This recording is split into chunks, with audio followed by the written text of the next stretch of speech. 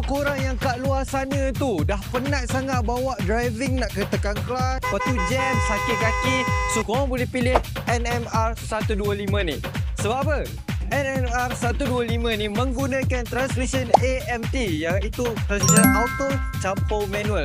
So apa lagi? Lain video ni, 1 minit bersama BTM. Let's go. Okay guys, untuk NMR 125 ni berat dengan muatan dia adalah 5100 kg, iaitu lori bonded boleh bawa sehingga 5100 kg. So untuk berat tanpa muatan dia adalah 2950. So korang tolak 2950 dan 5100 ni, korang tahulah berapa banyak yang korang boleh bawa kan. So korang kira sendiri, okay? So untuk dalaman pula. Baik, untuk dalaman ni macam korang tahulah, ini adalah transmission AMT, iaitu mempunyai reverse, neutral dan juga drive, iaitu seperti automatic normal di luar sana. Dan juga bezanya AMT dengan automatic, di mana kita boleh tukar dia secara manual tanpa ada clutch. Jom kita pergi di belakang pula. Okay guys, so di bahagian belakang ni kita menggunakan aluminium box. So kenapa kita menggunakan aluminium box?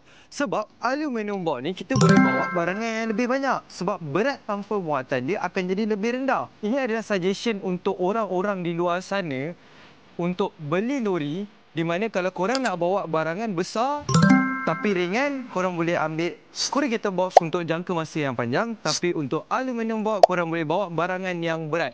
Okay? Okay guys, di bahagian belakang pula kita menggunakan 2 pintu dan juga 1 pintu di bahagian tepi sini.